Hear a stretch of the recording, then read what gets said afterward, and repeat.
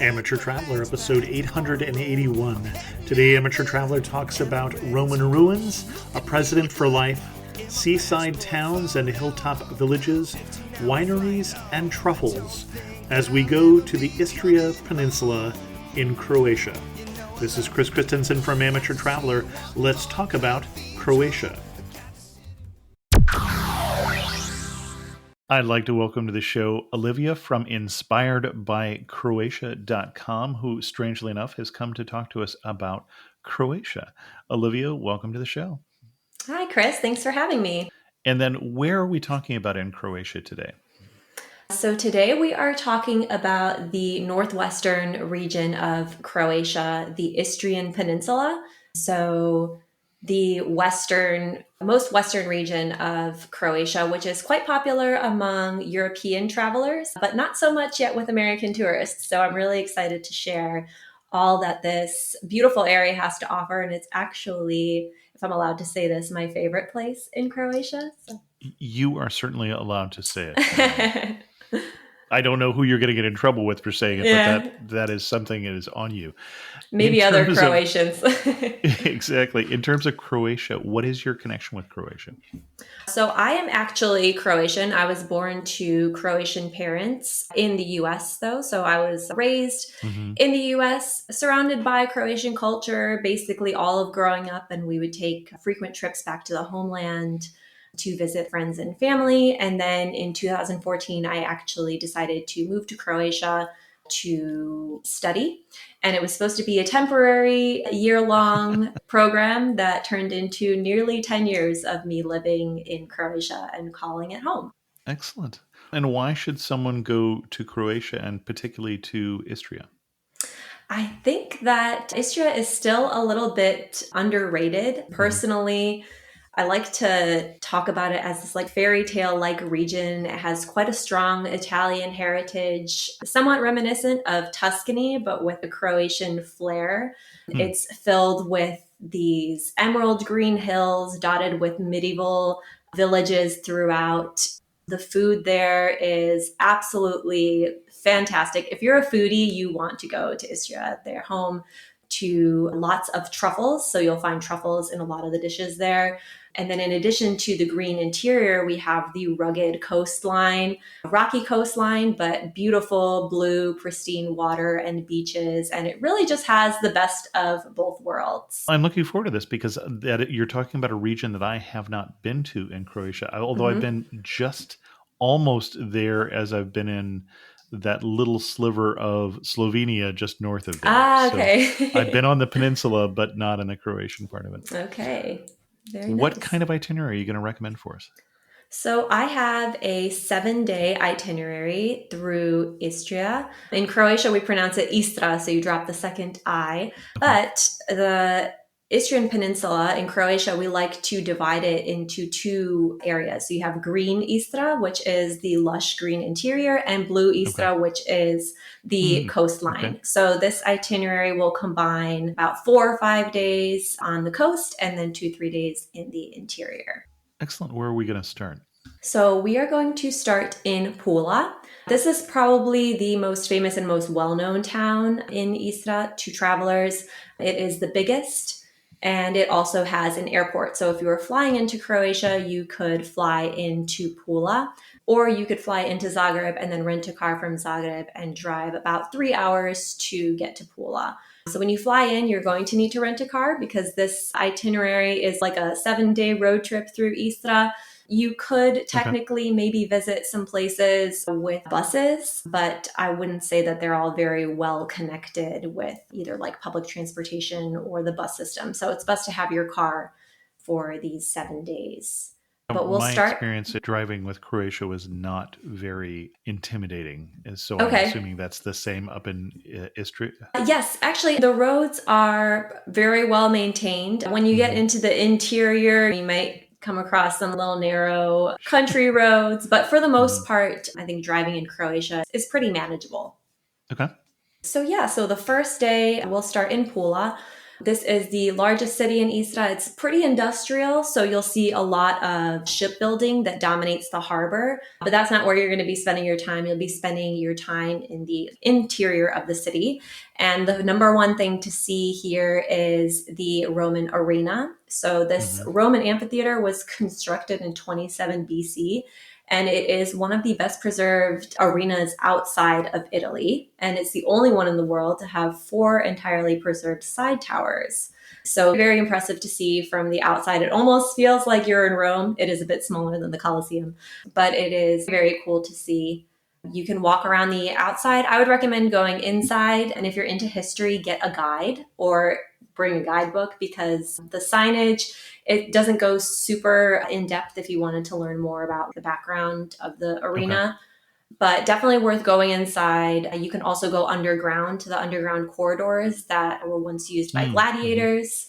And they've turned that into an exhibit of viticulture and olive growing in ancient times. And then Okay. there's also some artifacts there, like the amphora that have been dug up and things like that. The arena today is used as a concert venue, so it can hold up to 20,000 visitors. And if you're lucky, you might even be in town for the Pula Film Festival, which is usually held in July. And you can catch a movie in the arena for only €5. It is a very cool experience to be watching a film on this big screen surrounded by all of this ancient history.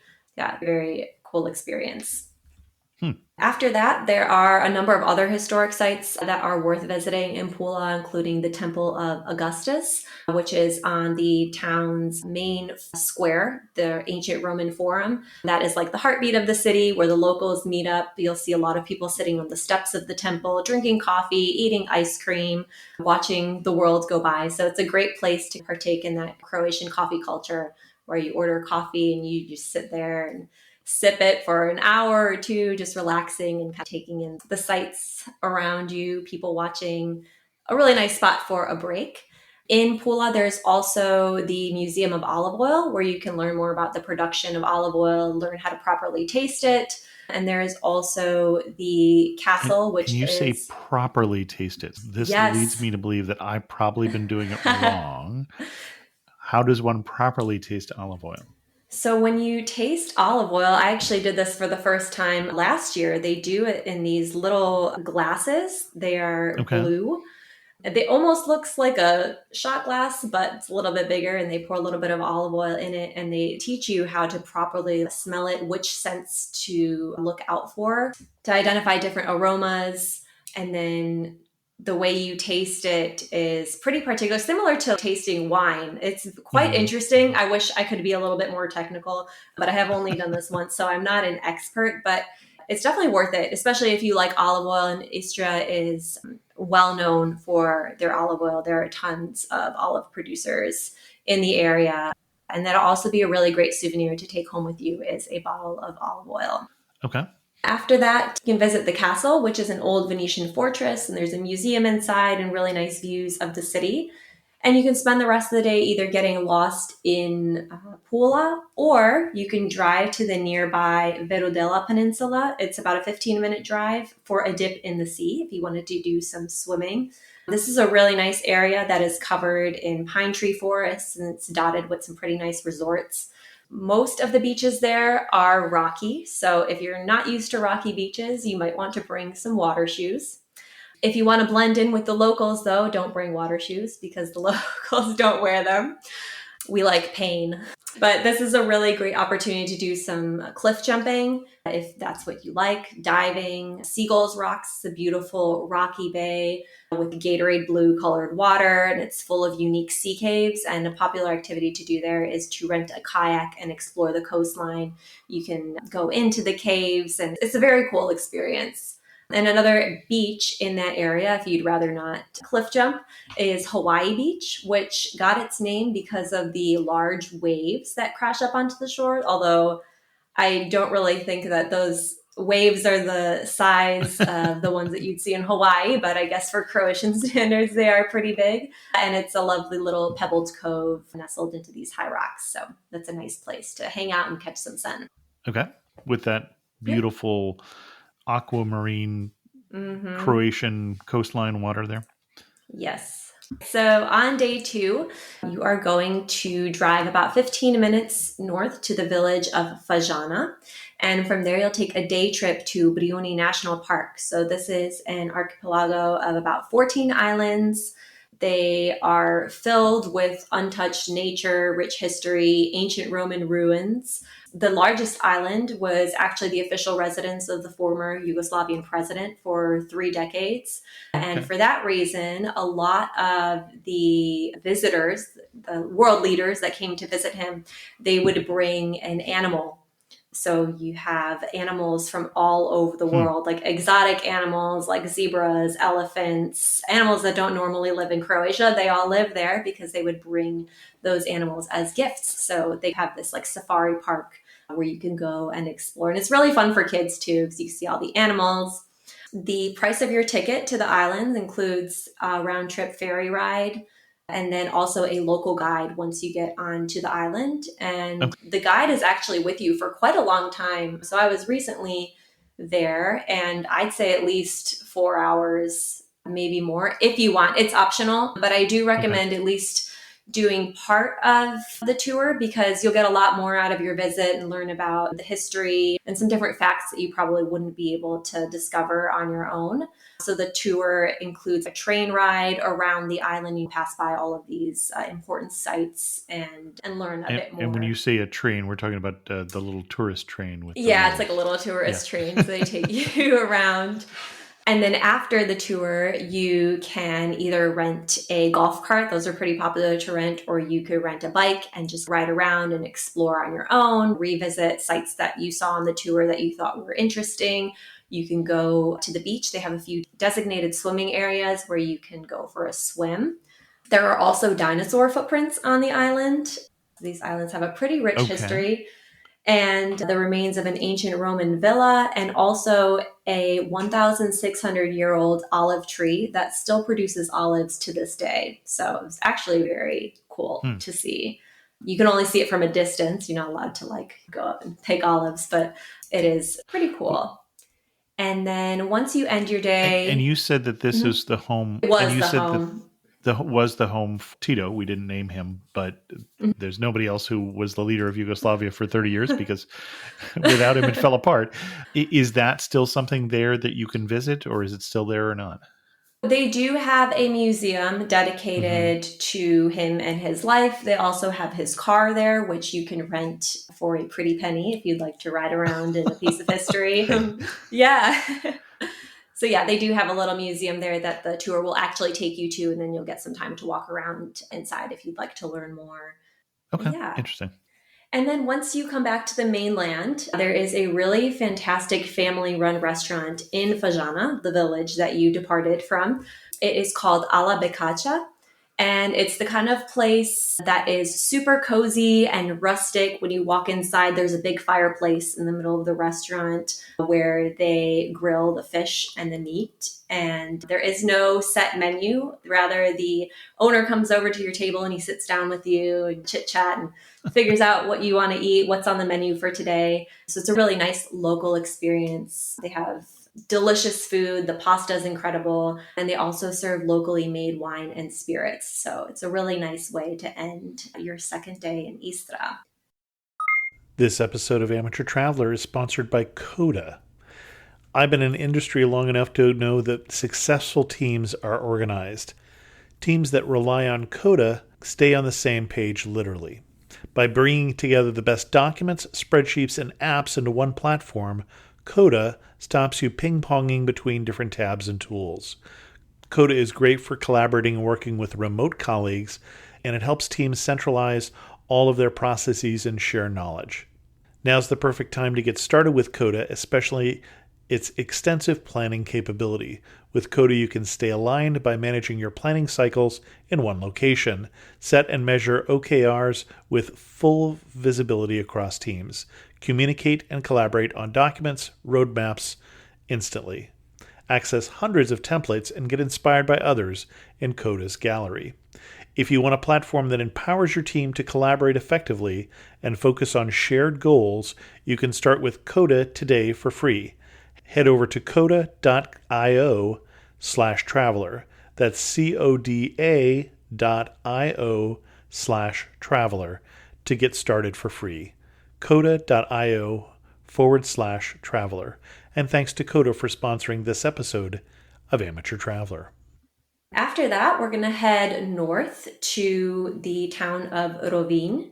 This is a charming little fishing village that I could best describe as love at first sight. It is so charming and colorful and romantic and just incredibly photogenic. The town is small enough to be seen in a single day, but just the maze of cobblestone streets and the hidden piazzas and alleyways will make you want to stay for much, much longer. So we'll be spending 2 days here. The first day you'll be exploring the town of Rovinj, and I recommend just letting your feet lead the way. You'll discover all sorts of unique little corners of the town, hidden ateliers. There's lots of artists there as well. You can pop into different shops, captivating seaside cafes, delicious restaurants.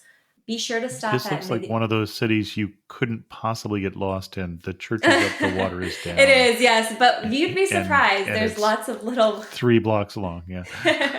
You'd be surprised. There's lots of little winding alleyways that kind of take you to these hidden corners, but very cute and charming. I'd recommend stopping in at Mediterraneo Bar. It is this little seaside cafe that you might pass up. It's a charming little seaside cafe that is located through, it's almost like a tunnel through a building that leads out to the sea. So from one of the inside walkways, you lead out and you emerge on the cliffside of the town overlooking the water, and the cafe is built into the rocks with these little stone terraces. It is quite small. If you're lucky, definitely grab a table there. It's a really lovely spot to just enjoy a drink or a coffee overlooking the water. Other notable sites to see in Rovinj is the church. That is the most famous landmark in town, and it has apparently the highest bell tower in all of Istria at 61 meters tall. So you can climb up to the top. There's beautiful views from up there. And yeah, just wander around town, go to Grisia Street, which is a street of cascading stone steps that's lined with like local boutiques and art shops. And in August, they actually host an open air art exhibition. And it's really cool because you'll just see all of this amazing art hanging from these ancient stone walls. You can either just walk around and admire the artwork. You could buy something to take home with you if you wanted something special from Rovinj. But yeah, it's a really nice time to be in town. And then after exploring Rovinj for the day, on day 4, you're going to head to the Lim Fjord, or also known as the Lim Channel. This is like a 13-kilometer long sunken karst valley, and it was declared a special marine reserve. What's special about it is it's made of a mixture of salty and sweet water, which makes it the perfect breeding ground for shellfish, particularly mussels and oysters. So if you do love seafood, a great place to come and try some fresh shellfish is at the restaurant Viking, located on the inside of the channel. And then you can also take boat tours through the Lim Fjord, which takes you like from where it opens at sea all the way to the end. And usually they'll include snacks, some wine, maybe a traditional lunch, and then you'll also get some swimming time. So it's a nice place to cruise down. It's lined with all this greenery, very beautiful. And then after that, I would recommend heading to the nearby town of Bale. It is this very charming hilltop village, smaller than Rovinj. It is located, I think, like 140 meters above sea level, and it's surrounded by all of these vineyards and olive groves, and just made up of these tiny cobblestone streets that wind around a castle. And you can just wander around there, pop into different shops selling handcrafted wares. Over there, you could probably pop into somewhere where you can try some olive oil, score a little tasting. But in that area, other than visiting the town, I would definitely visit one of the local wineries. So there are two wineries close to Bale, which are San Tommaso Winery and Meneghetti Winery. Meneghetti is ultra luxurious, beautiful. It's everything you imagine when you're dreaming of Tuscany, but you're in Croatia. Definitely a nice place. Definitely a nice place to go for a wine tasting. You could even stay there if you're looking for a more luxurious vacation. Yeah, it's a really nice spot to check out. Okay. On day 5, you'll head up to Porridge. So this is a seaside town that is quite popular among European travelers. A lot of Germans and Austrians and Italians also enjoy coming here. There's lots of resorts and nice beaches, lots of outdoor activities. If you're into history, definitely check out the 6th century Euphrasia Basilica. It's a UNESCO World Heritage Site, and it's definitely the most well-known site in town and worth visiting. It's this ancient complex. You can walk around and see the Byzantine mosaics inside, and then you can also climb up to the top of the tower and get some pretty nice views of Porridge. When you're done, you can stroll down the main Roman street, De Cumanus. It's lined with ice cream parlors, souvenir shops, little restaurants, and it's a nice little stroll leading to the remains of the old Roman Forum. And then if you're up for some swimming, you can spend the afternoon walking along the Riviera. They have a really nice seaside walkway dotted with beaches on one side, forest on the other side if you want some shade. Yeah, a really nice swimming spot. And then after Porridge, you go a little bit further north to Umag, which is a laid-back seaside town, and it is most well known for hosting the Croatia Open Umag, which is Croatia's oldest and most famous tennis tournament. So this town has lots of sports activities, tennis courts, beaches, water sports.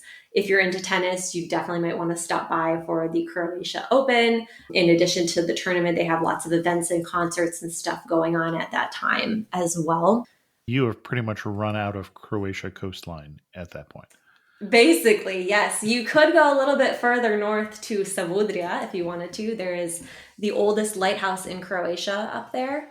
It's nice. It's very small. There's a really beautiful hotel up there, Kempinski, if you wanted to have more of a relaxing resort style luxury vacation. They have incredible food. Very peaceful. There's a golf course up there if you're into golfing as well. But yes, by that point, we've run out of Croatian coastlines. Then you have to go listen to the Slovenia episode if you want to keep exactly. Yes. Or Trieste, because you don't get very much Slovenia before you're back in yeah. Italy. So, yep. But before going to the interior, before heading into green Istra, I wanted to recommend a lunch spot in Umag. It's called Konobanono, which is like a traditional Istrian tavern, and it is one of my favorite restaurants. It is very rustic, and it's decorated with these huge glass bottles that are used for making rakia and other spirits in Istria, and they serve freshly caught and prepared fish and other traditional Istrian dishes like boshkarin, which is a type of Istrian beef that they make in this really delicious red sauce with usually homemade gnocchi or some kind of homemade noodles. They have great wine, and it's a really nice spot to end the day. Okay. And then now we'll head into Green Istra, and this is day 6. So you'll be visiting 3 small hilltop towns. They're not too far from each other. So the first one you'll stop in is Motovun, and this is probably the most well-known town of the region.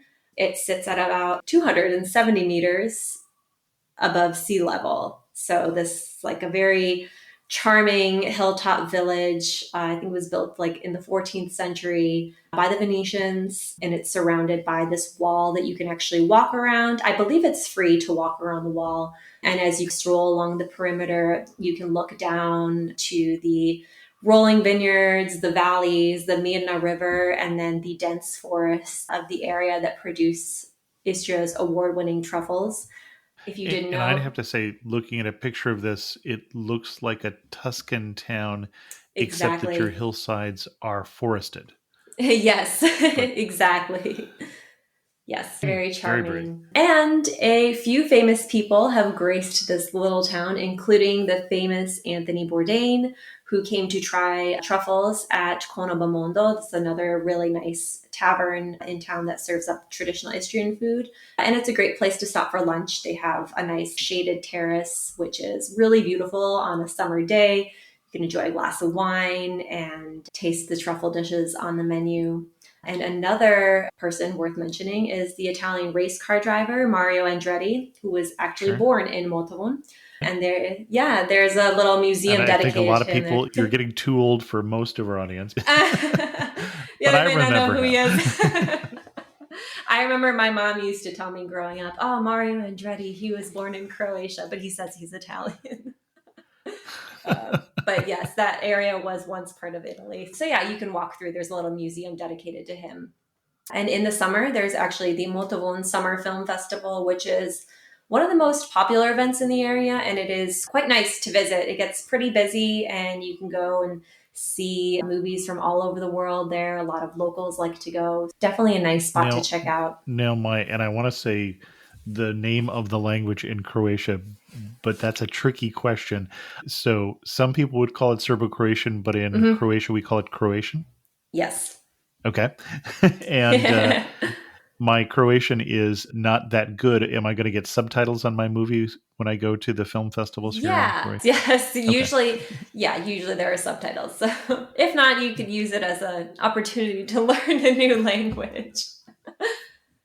And I say the name of the Oh, language is sensitive politically because depending where you are in this region, and of course we did mm-hmm, have some tensions in this region after the breakup of Yugoslavia and war.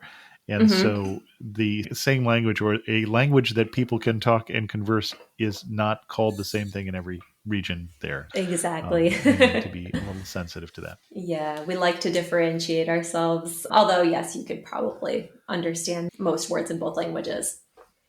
Yeah, someone once described a language is a dialect with a flag. Interesting. It's a good way to put it. All right, after Motovun, you're going to stop in another hilltop town by the name of Groznan. Not very easy to pronounce, but I'll have the names it's of all of these in the show notes for those of you who are keeping score at home and trying to take notes of your road trip. Yeah, Groznan is a little bit smaller than Motovun, but I actually prefer it to Motovun. It is incredibly charming. It is a haven for artists and musicians from all over the region. So in the 1950s, many artists were attracted to Groznan's medieval appeal and they began opening up ateliers in the town's abandoned buildings. And from that point, it just became known as the town of artists. So from about May and throughout the summer, there'll be different workshops for musicians, for actors, for artists. And they come to Groznan and spend the summer there to learn and to study. So when you're walking through the cobblestone streets of the town, it's not uncommon to hear the sounds of jazz and classics and people singing and playing guitar. It's really nice in the And when you time. say atelier, for those who did not score Mm-hmm. quite as high as you on the verbal SAT, we're talking about workshops or studios. Yes, exactly. Excellent. While you're in Groznan, I would recommend stopping into Truba Jazz and Wine Bar for Okay. a drink or for a snack. Truba in English means trumpet. So the entire Okay. place is decorated in this music theme. There's instruments on the wall. There's this really cool black and white mural of musicians playing. It's just got a really nice ambiance, and I think it really embodies the spirit of the town. This episode of Amateur Traveler is sponsored by BetterHelp. This is not the ad I thought I would do today. There are some days that don't go the way you thought they would, some years that don't go the way you thought you would, and I'm having one of those. I just had news today that my 97-year-old father died in his sleep last night. There are some days you shouldn't go through by yourself. If you're thinking of starting therapy, whether it's to learn more positive coping skills, how to set boundaries, to empower you to be the best version of yourself, or you're just having one of those days that you shouldn't do alone, then think about BetterHelp. Give BetterHelp a try. It's entirely online. It's designed to be convenient, flexible, and suited to your schedule. Just fill out a brief questionnaire and get matched with a licensed therapist. Switch therapists at any time for no additional charge. If you need to talk to somebody, talk to somebody. Visit betterhelp.com/traveler today to get 10% off your first month. That's BetterHelp, HELP.com/traveler. And thanks to BetterHelp for sponsoring this episode of Amateur Traveler. And then you'll end your day in Green Istra with a visit to Momian. And I would end it at the restaurant Konobastari Podrum. It is an Istrian tavern. And if you've noticed a trend, there's a lot of great food in Istra. So definitely recommend Konobastari Podrum. It is very popular among locals, like Croatians that don't live in Istra. A lot of people around Zagreb, they'll go take a weekend trip to Istra, and a lot of people flock to this particular restaurant. It's worth the trip. The food is out of this world. They have a beautiful glass enclosed terrace. The dishes are everything has truffles on it, or not. If you would prefer it without truffles, you can request that. But if you haven't tried truffles, this is a great place to try them. I just think it's funny when you have to request no truffles when you're in a truffle region. Yeah, okay. Yes. Do they look at you strangely like, I don't understand why you would not want truffles? You know what? I don't know, because I've never ordered anything without truffles. Fair enough. Okay. But it is an acquired taste. So I do understand some people might not like truffles, but this is a great place to try anything with truffles. They also have some other good dishes as well. And once you've finished up your meal, you can head right next door to Kozlovic Winery, and it is one of the best wineries in the region. The property is modern and stunning. They have the most beautiful outdoor patio. You can go in for a wine tasting and a tour of the facilities, or you can just order a glass or two of wine and enjoy it on the terrace.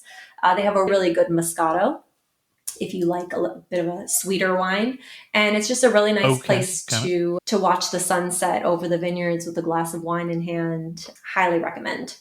Excellent. And yeah, I believe that brings us to our last day in Istra. So day 7. You will make your way to the town of Buzet, and this is a small town. You could probably walk through it in a few minutes, but the real reason we're heading there is to visit the headquarters of the Aura Distillery. This is a family-run distillery that produces brandies, liqueurs, gins from wild herbs and fruits harvested from the Istrian region. So you'll find their shops all over the Istrian Peninsula, but their headquarters in particular is worth a visit. The employees, I don't know if I would say employees. So the family there will open you with open arms, give you a tour of the distillery, explain the production process, and they will let you try everything in their shop. I kid you not, anything you want to try, you will try it. They'll let you sample all of their products, from their famous Terranino, which is a red wine liqueur, to various brandies, gin, chocolate, ice cream. They'll even give you a little tasting platter with local prosciutto and cheese and olives and olive oil and homemade bread. It is absolutely delicious, and you won't be able to leave here without buying something to take home with you. So it's a great place to pick something up for the road or to bring back home.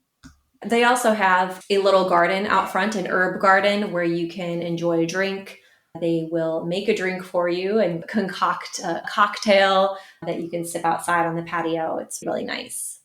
And then after that, you'll head to Karlic Tartufi, or Karlic Truffles. Karlic is the last name of the family that owns this place. So if you haven't already gotten this from our conversation, or if you didn't know, Istra is very famous for its truffles. You'll find... If you haven't picked that up by now, you really haven't been listening. So yes, actually, they say that a lot of the truffles that are harvested or found in Istra are actually exported to Italy and sold as Italian truffles. Maybe you have already tried them if you've been eating Italian truffles. But yeah, Karlic Tartufi, this is a really great spot to come and try truffles. And you can also go truffle hunting with the family. They have 9 dogs, I believe. I think there were 9 when I was there, that are trained specifically to hunt for truffles. So you'll go out with them into the forest with the dog, and you'll learn about truffles, truffle hunting. And then if you're lucky, you might find a truffle or two. Obviously, it's not guaranteed. It depends on a lot of factors. But Right. either way, whether or not you find a truffle, once you're back at the property, they'll have a little cooking demonstration for you. They have a really nice in-house restaurant. And then you'll finally get to taste the truffle dishes. And at their shop, they also have all sorts of truffle products, from popcorn, cheese, sauces, just anything that you could think of. Topped with truffles, coated in truffles, they've got it there. And then after And I'm that, curious, oh yeah, with the truffle hunting, Mhm. I don't know of any special type of dog that one uses for truffle hunting. So is it a variety of dogs that all have good smells, or is it the kind of tracking dogs you would normally Mhm. see, or what kind of dog does one use for truffle hunting? Yeah, One's not using a pig like in France or yeah, something. that's a good question. They did have all different types of dogs there, so it wasn't Okay. like one specific breed. I do know a lot of it is the training, and I think they do actually Sure. offer training if you, for example, had a dog that you wanted to train for truffle hunting. I think they Hmm. offer like the ability to train them for you, but I'm not sure if maybe there's a particular set of breeds that they usually gravitate Hmm. to. I'm not too sure. Okay. Okay, and then after you're done truffle tasting, we'll make our way to the smallest town in the world, Hum. Literally spelled Hum, like hum. There's a legend behind the town that says that giants built the town when they were building other hilltop towns in the area, in the Mirna Valley. And unfortunately, they ran out of stones. So that is why Hum turned out to be so miniature and small. There are only 30 inhabitants that live in the town, and you could probably walk around it in maybe less than 10 minutes, depending on your pace. So it is a short stop, but it is very cute and charming to walk through nonetheless. One interesting thing about the town is that they really hold on to their customs and traditions. So every year, you can actually witness the town mayor being elected in the old fashioned way, which is with 11 local judges carving their votes into a wooden stick. Okay. Yeah. And then on the way Does to that home, mean if people you with shorter names tend to win more often? maybe, yeah, there's not a lot of room. Another spot worth checking out near home or on the way to home from Karlic Truffles is the little village of Kotli. And it reminds me of Pamukkale in Turkey, the travertine pools, although a much, Okay. much smaller version. So Kotli is home to a series of waterfalls and small pools that cascade over these large white rocks. But the best time to visit is in the spring or fall when there is more water. I happened to be there in the heart of summer, so the pools weren't as full, but you can go swimming there if you wanted to. And there's a little rustic cafe also built into the side where you can enjoy a drink and listen to the water fall over the rocks. It's a really nice and unique stop. And Excellent. I think that brings us to the end of our 7 days in Istra. It's too soon. Yeah, it is. I'm sorry. This is one of those episodes I've really enjoyed, and I feel like I was just about to start looking for airfare. So, Oh, awesome. anything else that somebody needs to know before we get to our wrap up questions before they head to Istria? Anything else they need to know? I don't think so. I don't think I have any like particular advice about Okay. Istra that is very different from the rest of Croatia.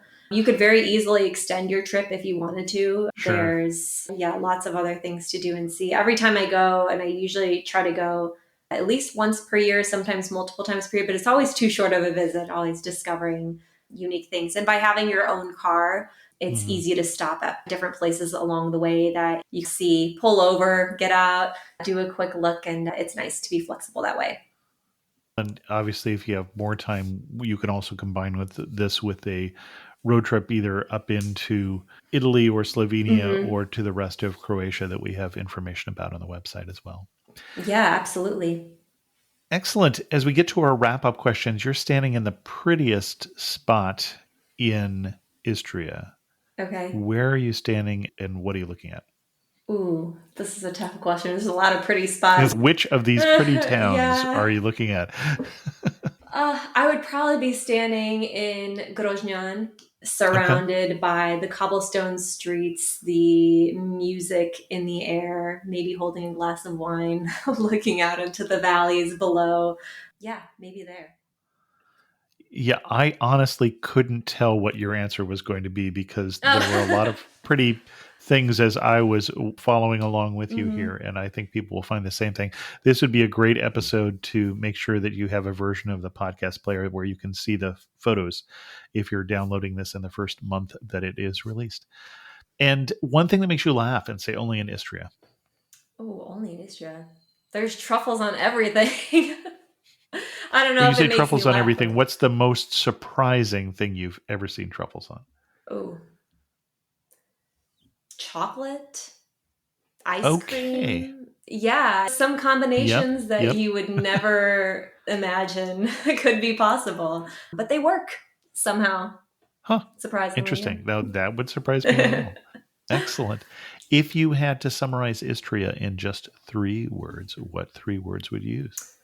Ooh, fairy tale. Okay. Romantic. You going to claim that as 1 word or 2 words here? Oh, that's a good question. You're going to hyphenate that one? Yeah, I'll hyphenate it. Fairy tale, okay. Romantic, and rustic. Excellent. Our guest again has been Olivia from inspiredbycroatia.com. And Olivia, if we wanted to send people to your best post on Croatia, specifically on Istria, where are we going to send them? I actually have a 7-day Istria itinerary on the blog, which you can basically follow along the itinerary that we talked about today, almost to a T. I did throw in some bonuses for the episode, but you can get everything that you need for planning the perfect 7 days in Istria on that blog. I was going to say, you mean they didn't have to listen to any of this? Okay. No, I threw in some bonuses. Excellent. Excellent. Olivia, thanks so much for coming on Amateur Traveler and sharing with us your obvious love for Croatia and for Istria. Thank you so much for having me. Special thanks go out to the patrons of the show who help support Amateur Traveler financially. If you're interested in learning more about becoming a patron of the show, you can go to patreon.com/amateurtraveler. On the show that we did recently on Sonoma Valley, I heard from Patricia. Patricia, who has joined me on 2 different Amateur Traveler trips, said my favorite wine is Loxton Cellars. The owner's family had a winery in Australia for many years, and he is a chemist who decided to go back to winemaking. After 2 trips to the area, it is the only wine club I joined. Nothing fancy, just great wine. Also, both CIAs are worth the visit. Thanks, Patricia. And when she says CIA, she means the Culinary Institute of America. She's not talking about spies. And then I also heard from Justin recently who said, "Hey, Chris, thank you for all the hard work you put into your show. I always feel like I'm fully immersed in each destination, and your analytical style is very enjoyable. Your show was my top podcast on Spotify Wrapped, clocking in at just over 4,000 minutes. You have definitely made my long commute more enjoyable and inspired me to continue to seek out more travel destinations. As a solo traveler for the most part, I always feel confident I can take on any destination after listening to your show." Justin, thanks so much. I suspect that is going to make it into my media kit. That is very quotable. With that, we're going to end this episode of Amateur Traveler. If you have any questions, send an email to host@amateurtraveler.com, or better yet, leave a comment on this episode at amateurtraveler.com. And thanks so much for listening.